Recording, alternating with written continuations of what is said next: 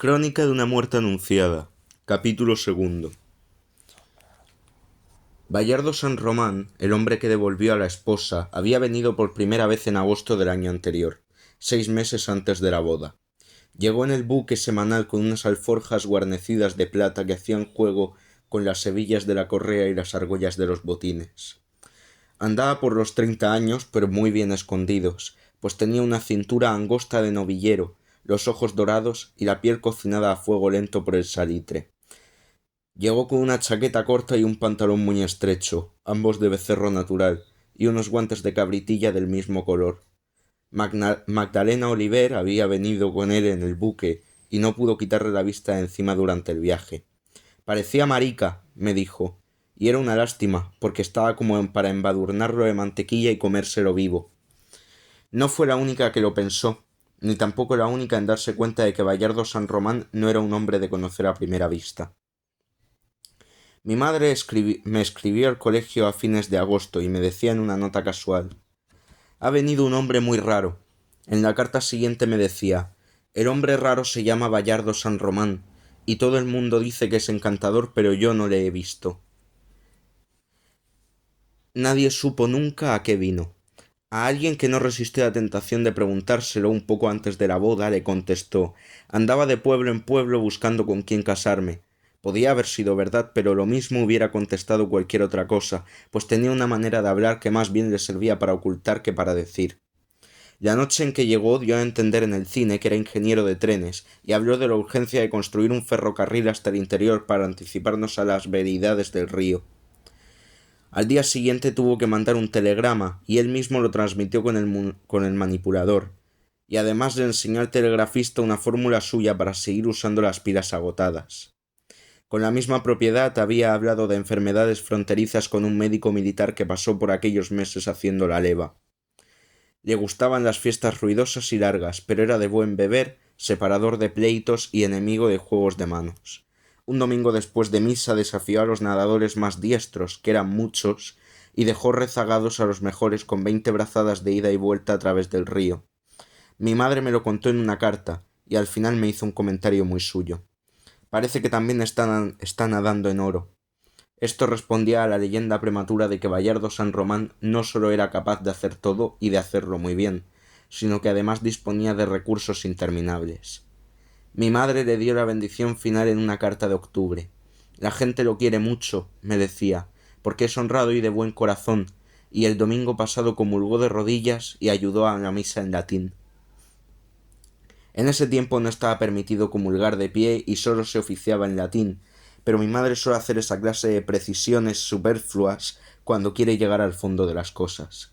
Sin embargo, después de ese veredicto consagratorio, me escribió 2 cartas más en las que nada me decía sobre Bayardo San Román, ni siquiera cuando fue demasiado sabido que quería casarse con Ángela Vicario. Solo mucho después de la boda desgraciada me confesó que lo había conocido cuando ya era muy tarde para corregir la carta de octubre, y que sus ojos de oro le habían causado un estremecimiento de espanto. «Se me pareció al diablo», me dijo, «pero tú mismo me habías dicho que esas cosas no se deben decir por escrito».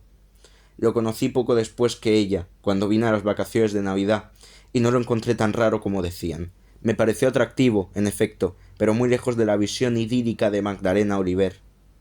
Me pareció más serio de lo que hacían creer sus travesuras y de una tensión recóndita apenas disimulada por sus gracias excesivas. Pero sobre todo me pareció un hombre muy triste.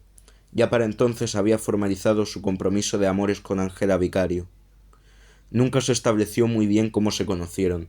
La propietaria de la pensión de hombres solos donde vivía Bayardo San Román contaba que éste estaba haciendo la siesta en un mecedor de la sala a fines de septiembre, cuando Ángela Vicario y su madre atravesaron la plaza con 2 canastas de flores artificiales.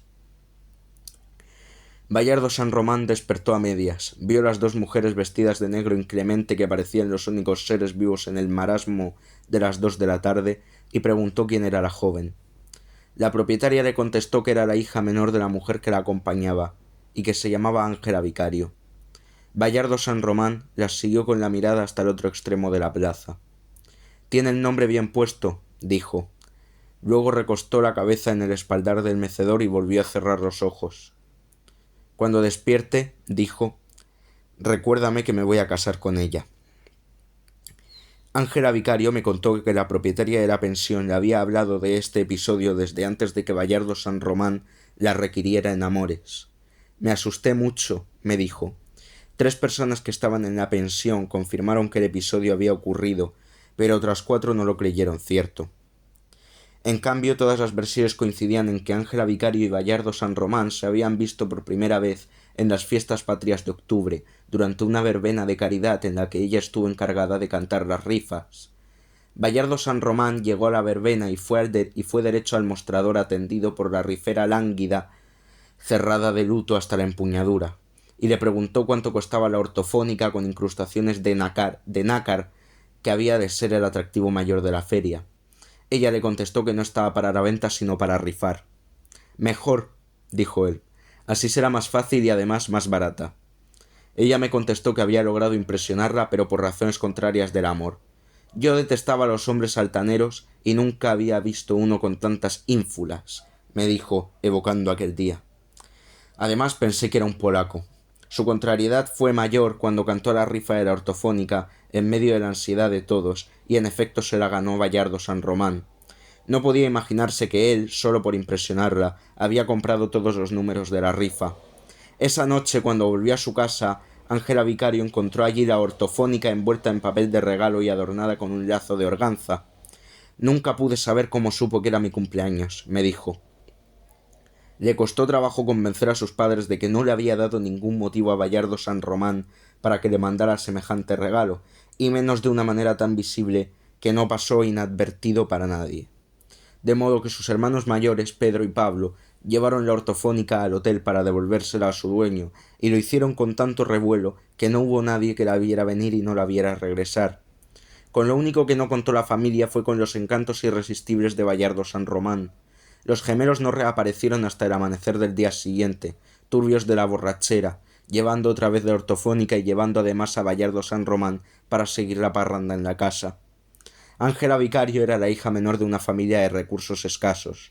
Su padre, Poncio Vicario, era orfebre de pobres, y la vista se le acabó de tanto hacer primores de oro para mantener el honor de la casa.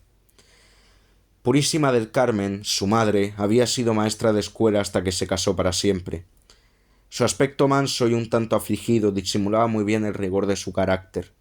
Parecía una monja, recuerda Mercedes. Se consagró con tal espíritu de sacrificio a la atención del esposo y a la crianza de los hijos, que aún no se le olvidaba a veces que seguía existiendo. Las 2 hijas mayores se habían casado muy tarde.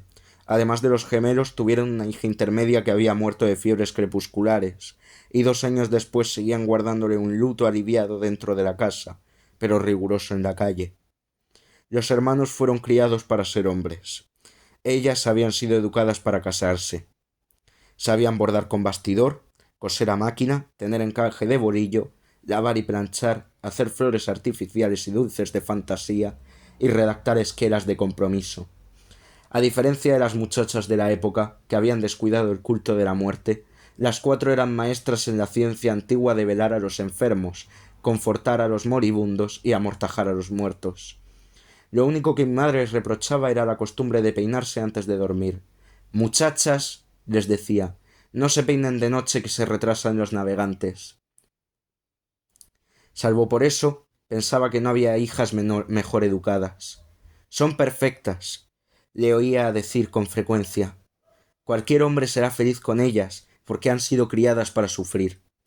Sin embargo, a los que se casaron con las 2 mayores les fue difícil romper el cerco, porque siempre iban juntas a todas partes y organizaban bailes de mujeres solas y estaban predispuestas a encontrar segundas intenciones en los designios de los hombres. Ángela Vicario era la más bella de las 4, y mi madre decía que había nacido como las grandes reinas de la historia con el cordón umbilical enrollado en el cuello. Pero tenía un aire desamparado y una pobreza de espíritu que le auguraban un porvenir incierto. Yo volvía a verla año tras año, durante mis vacaciones de Navidad, y cada vez parecía más desvalida en la ventana de su casa, donde se sentaba por la tarde a hacer flores de trapo y cantar valses de solteras con sus vecinas. «Ya está de colgar en un alambre», me decía Santiago Nassar, «tu prima la boba». De pronto, poco antes del luto de la hermana, la encontré en la calle por primera vez, vestida de mujer y con el cabello rizado, y apenas sí pude creer que fuera la misma.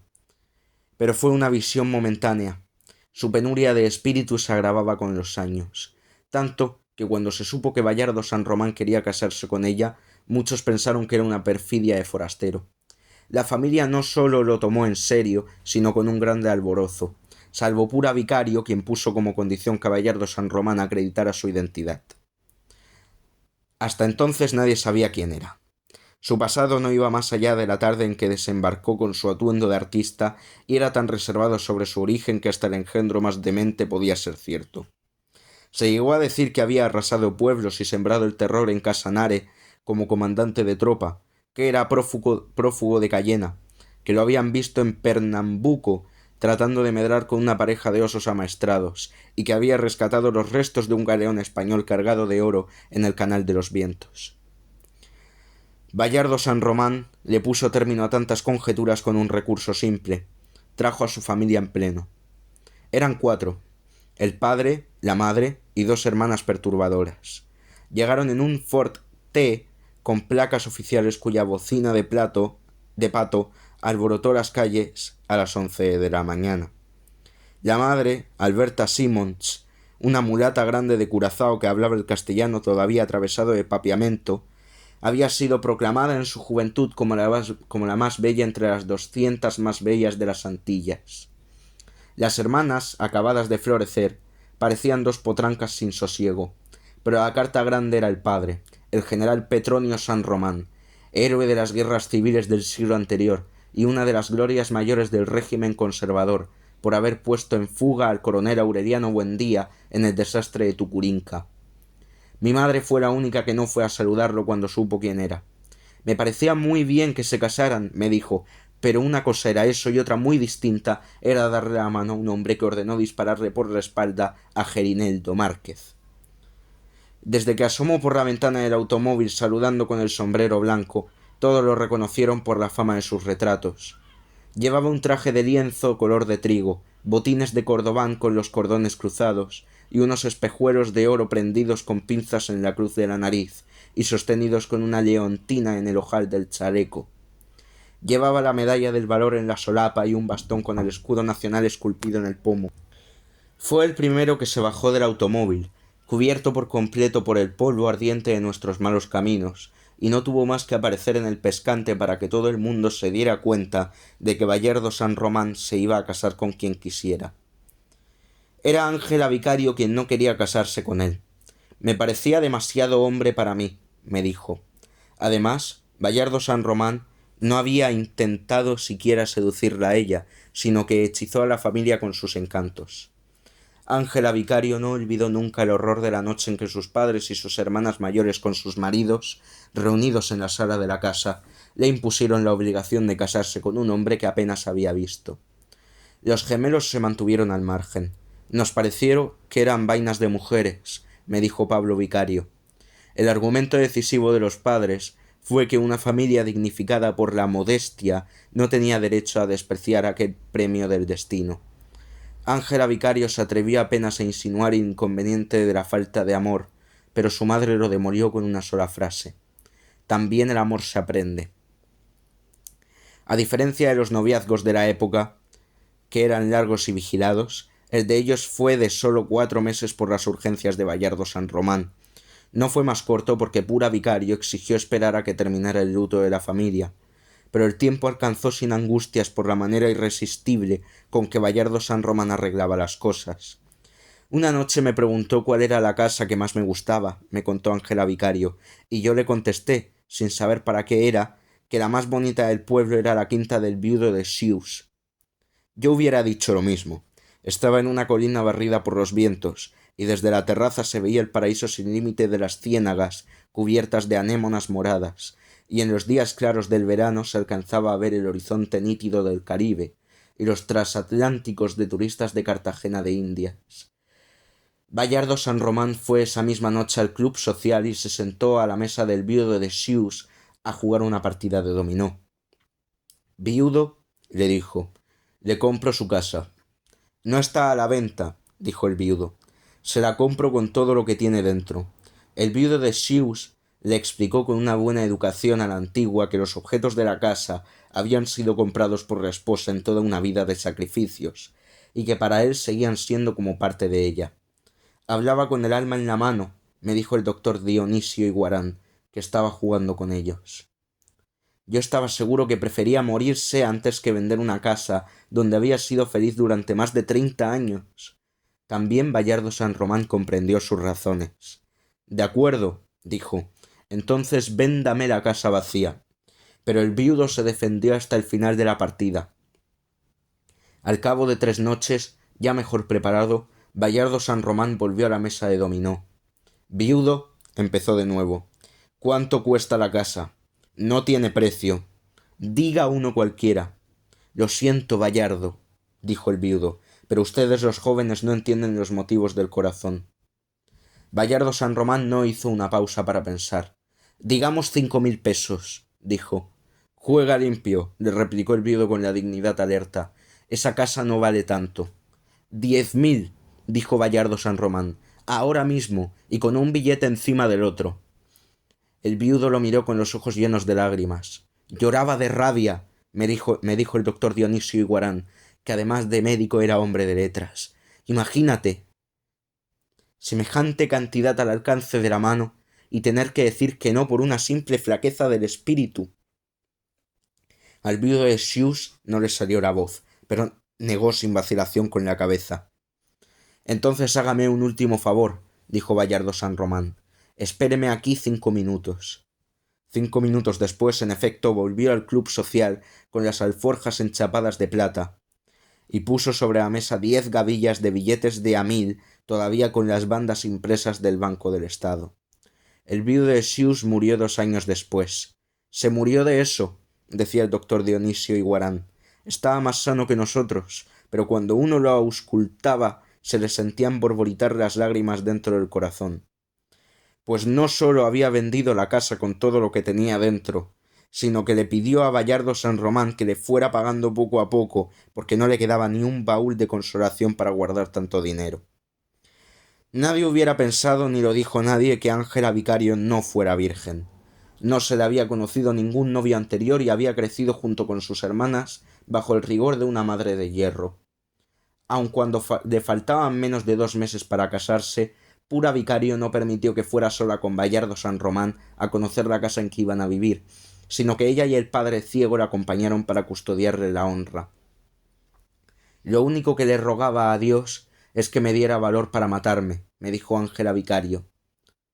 Pero no me lo dio.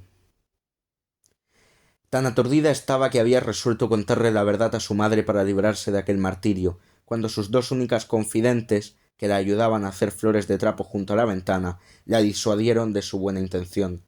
Les obedecía a ciegas, me dijo, porque me habían hecho creer que eran expertas en chanchullos de hombres. Le aseguraron que casi todas las mujeres perdían la virginidad en accidentes de la infancia. Le insistieron en que aun los maridos más difíciles se resignaban a cualquier cosa siempre que nadie lo supiera.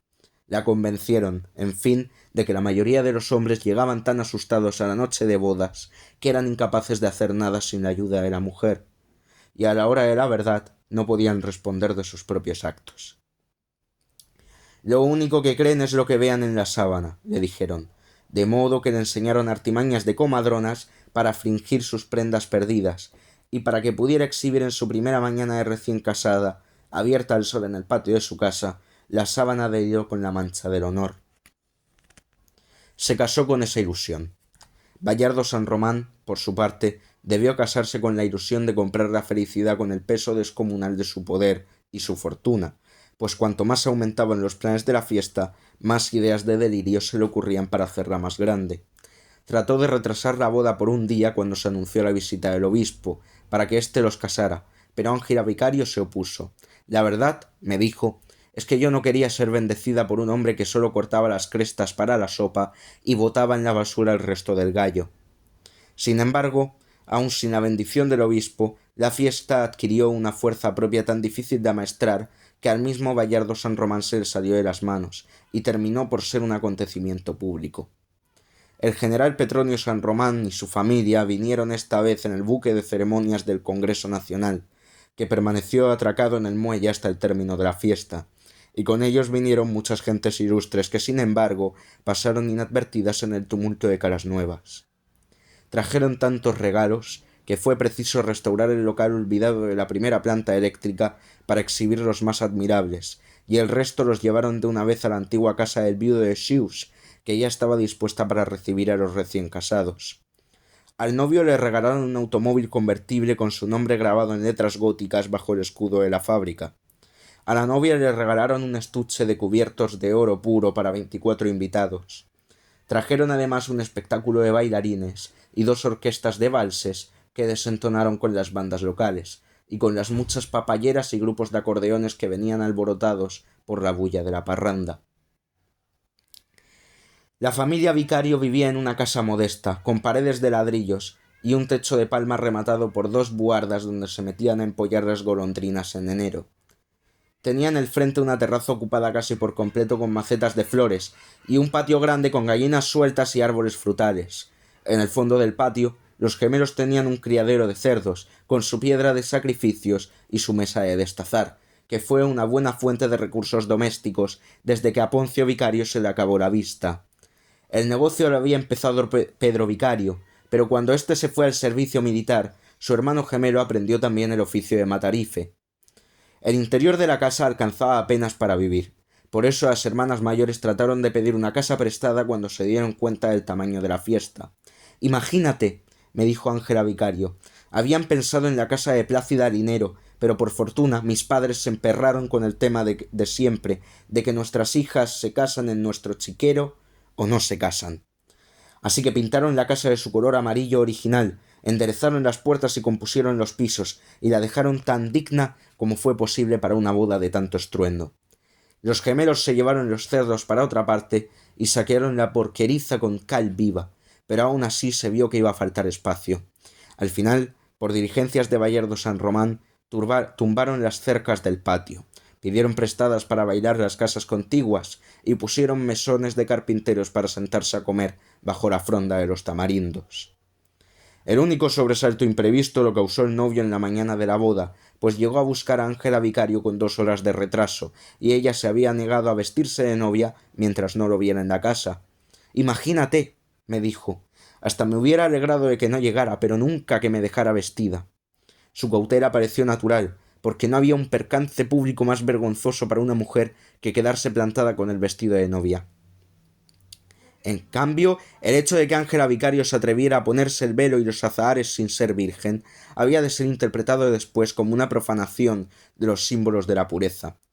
Mi madre fue la única que apreció como un acto de valor el que hubiera jugado sus cartas marcadas hasta las últimas consecuencias. En aquel tiempo, me explicó, Dios entendía esas cosas.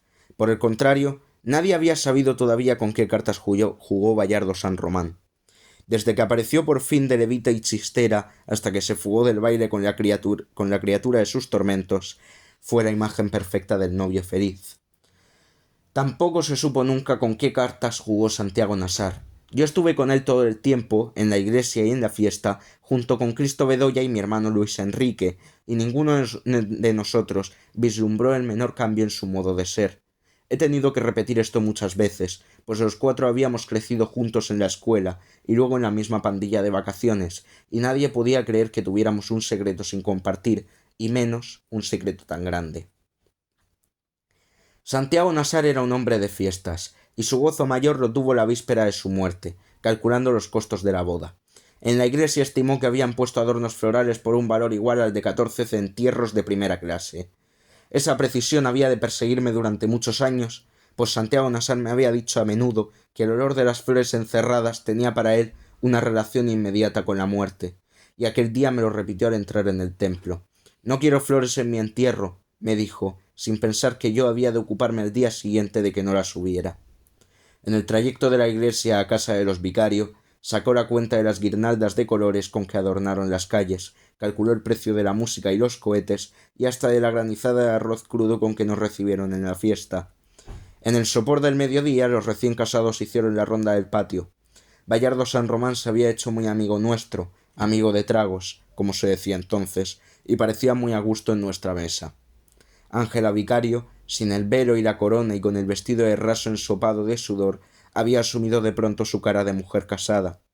Santiago Nassar calculaba, y se lo dijo a Bayardo San Román, que la boda iba costando hasta ese momento unos 9.000 pesos. Fue evidente que ella lo entendió como una impertinencia. Mi madre me había enseñado que nunca se debe hablar de plata delante de la otra gente, me dijo. Bayardo San Román, en cambio, lo recibió de muy buen talante y hasta con una cierta jactancia. Casi, dijo, pero apenas estamos empezando. Al final será más o menos el doble. Santiago Nassar se propuso comprobarlo hasta el último céntimo y la vida le alcanzó justo. En efecto, con los datos finales que Cristo Bedoya le dio el día siguiente en el puerto, 45 minutos antes de morir, comprobó que el pronóstico de Bayardo San Román había sido exacto. Yo conservaba un recuerdo muy confuso de la fiesta antes de que hubiera decidido rescatarla a pedazos de la memoria ajena. Durante años se siguió hablando en mi casa de que mi padre había vuelto a tocar el violín de su juventud en honor de los recién casados, que mi hermana la monja bailó un merengue con su hábito de tornera y que el doctor Dionisio Iguarán, que era primo hermano de mi madre, consiguió que se lo llevaran en el buque oficial para no estar aquí al día siguiente cuando viniera el obispo. En el curso de las indagaciones para esta crónica recobré numerosas vivencias marginales, y entre ellas el recuerdo de gracia de las hermanas de Bayardo San Román, cuyos vestidos de terciopelo con grandes alas de mariposas, prendidas con pinzas de oro en la espalda, llamaron más la atención que el penacho de plumas y la coraza de medallas de guerra de su padre. Muchos sabían que en la inconsciencia de la parranda le propuso a Mercedes Barcha que se casara conmigo, cuando apenas había terminado la escuela primaria, tal como ella misma me lo recordó cuando nos casamos 14 años después. La imagen más intensa que siempre conservé de aquel domingo indeseable fue la del viejo Poncio Vicario, sentado solo en un taburete en el centro del patio. Lo habían puesto ahí pensando, quizás, que era el sitio de honor, y los invitados tropezaban con él, lo confundían con otro, lo cambiaban de lugar para que no estorbara, y él movía la cabeza nevada hacia todos lados con una expresión errática de ciego demasiado reciente, contestando preguntas que no eran para él y respondiendo saludos fugaces que nadie le hacía, feliz en su cerco de olvido, con la camisa acartonada de engrudo y el bastón de Guayacán que le habían comprado para la fiesta. El acto formal terminó a las 6 de la tarde cuando se despidieron los invitados de honor. El buque se fue con las luces encendidas y dejando un reguero de valses de pianola, y por un instante quedamos a la deriva sobre un abismo de incertidumbre, hasta que volvimos a reconocernos unos a otros y nos hundimos en el manglar de la parranda. Los recién casados aparecieron poco después en el automóvil descubierto, abriéndose paso a duras penas en el tumulto. Bayardo San Román reventó cohetes, tomó aguardiente de las botellas que le tendía la muchedumbre y se bajó del coche con Ángela Vicario para meterse en la rueda de la cumbiamba. Por último ordenó que siguiéramos bailando por cuenta suya hasta donde nos alcanzara la vida, y se llevó a la esposa aterrorizada para la casa de sus sueños, donde el viudo de Sius había sido feliz. La parranda pública se dispersó en fragmentos hacia la medianoche, y sólo quedó abierto el negocio de Clotilde Armenta a un costado de la plaza. Santiago Nassar y yo, con mi hermano Luis Enrique y Cristo Bedoya, nos fuimos para la casa de misericordias de María Alejandrina Cervantes. Por allí pasaron entre muchos otros los hermanos Vicario, y estuvieron bebiendo con nosotros y cantando con Santiago Nassar 5 horas antes de matarlo. Debían quedar aún algunos rescoldos desperdigados de la fiesta original, pues de todos lados nos llegaban ráfagas de música y pleitos remotos, y nos siguieron llegando cada vez más tristes, hasta muy poco antes de que bramara el buque del obispo. Pura Vicario le contó a mi madre que se había acostado a las 11 de la noche, después de que las hijas mayores ayudaron a poner un poco de orden en los estragos de la boda. Como a las 10, cuando todavía quedaban algunos borrachos cantando en el patio, Ángela Vicario había mandado a pedir una maletita de cosas personales que estaba en el ropero de su dormitorio, y ella quiso mandarle también una maleta con ropa de diario, pero el recadero estaba deprisa. Se había dormido a fondo cuando tocaron a la puerta. Fueron 3 toques muy despacio, le contó a mi madre. Pero tenían esa cosa rara de las malas noticias. Le contó que había abierto la puerta sin encender la luz para no despertar a nadie, y vio a Bayardo San Román en el resplandor del farol público, con la camisa de seda sin abotonar y los pantalones de fantasía sostenidos con tirantes elásticos. Tenía ese color verde de los sueños, le dijo Pura Vicario a mi madre. Ángela Vicario estaba en la sombra, de modo que solo la vio cuando Bayardo San Román la agarró por el brazo y la puso en la luz. Llevaba el traje de raso en piltrafas y estaba envuelta con una toalla hasta la cintura. Pura Vicario creyó que se habían desbarrancado con el automóvil y estaban muertos en el fondo del precipicio. Ave María Purísima, dijo aterrada, contesten si todavía son de este mundo. Bayardo San Román no entró, sino que empujó con suavidad a su esposa hacia el interior de la casa, sin decir una palabra. Después besó a Pura Vicario en la mejilla y le habló con una voz de muy hondo desaliento, pero con mucha ternura. Gracias por todo, madre, le dijo. Usted es una santa. Solo Pura Vicario supo lo que hizo en las 2 horas siguientes, y se fue a la muerte con su secreto.